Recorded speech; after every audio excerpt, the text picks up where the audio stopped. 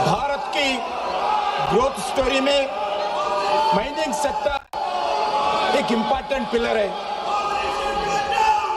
सारी भारत की नहीं, सारी दुनिया में renewable energy, electric mobility, cutting edge technologies में आज क्रिटिकल मिनरल्स का बहुत इम्पोर्टेंट है।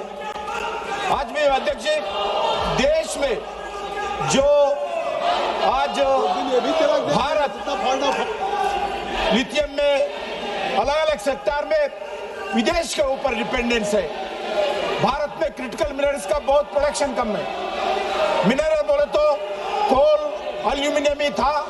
आज समय समय पर जो 2015 के बाद नरेंद्र मोदी जी के नेतृत्व में जो प्रयास किया है, आज हर एक सेक्टर में हम आगे बढ़ रहे हैं। क्योंकि आज जो मैं बताना चाहता हूं, आज जो क्रिटिकल मिनरल का जो इम्पोर्टेंस है, इम्पोर्टेंस सभी लोग समझना चाहिए।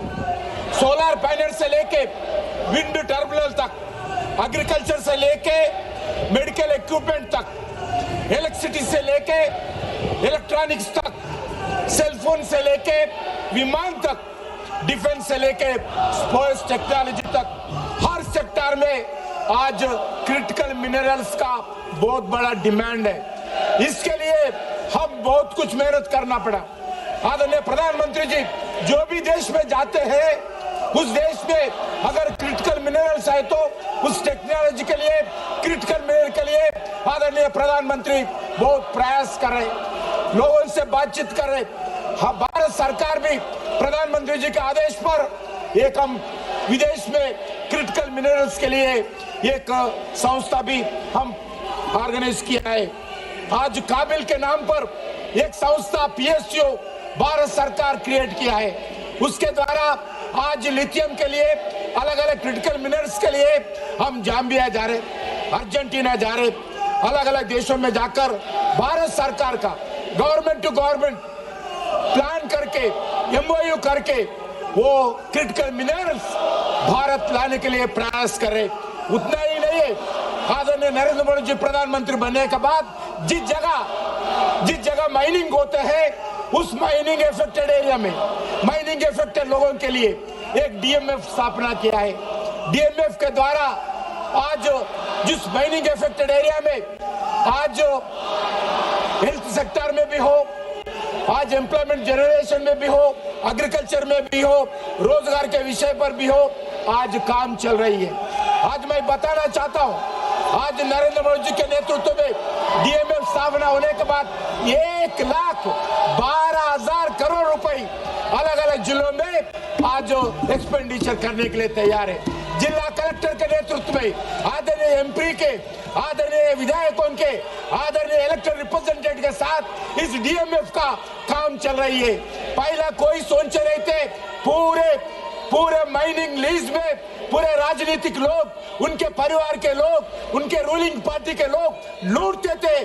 आज नरेंद्र मोदी जी आने के बाद DMF का स्थापना करके पूरे विलेजेस में एफेक्टेड पीपल के लिए काम कर रहे। उतना ही नहीं अध्यक्ष जी, आज मैं बताना चाहता हूँ, यूनिफॉर्म माइनिंग लिस्ट सिस्टम लाए गए। आज माइनिंग के एफेक्टेड एरिया में DMF के साथ साथ NMET के द्वारा एक्सप्लोरेशन का काम चल रहे हैं। NMET के द्वारा आज फाइनेंसिंग करके आज बड़ा कंपनी, छोटा कंपनी एफेक्टेड करते हुए आज आए।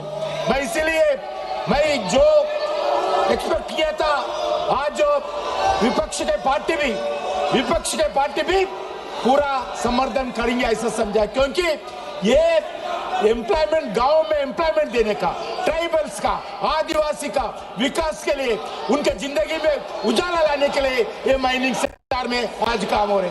इसीलिए कुछ लोगों को माइनिंग सेक्टर में विश्वास नहीं है, कुछ लोगों को भारत के सेना के ऊपर विश्वास नहीं है, कुछ लोगों को सिक्योरिटी फोर्सेस का विश्वास नहीं है, इंडियन इकोनॉमी के ऊपर विश्वास नहीं है, भारत के सुप्रीम कोर्ट पर विश्वास नहीं है, भारत के पार्लियामेंट के ऊपर विश्वास नहीं है, भारत के इलेक्शन व्यवस्था पे विश्वास नहीं है, भारत के गवर्नर व्यवस्था पे विश्वास नहीं है, भारत के मीडिया के ऊपर विश्वास नहीं है।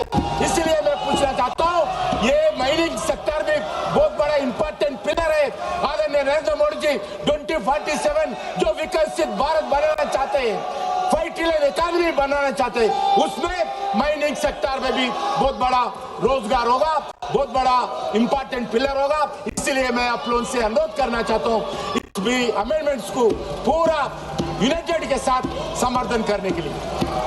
मुझे बहुत दुख है कि जिस पे आप डिमांड करना चाहते हैं मीना जी, और जिस पे आप चर्चा की मांग कर रहे हैं बिल में है, आज ये मामला सुप्रीम कोर्ट, जो सदस्य विरोध में वो ना कहें, मेरे विचार में निर्णय हाँ वालों के पक्ष में हुआ, हाँ वालों के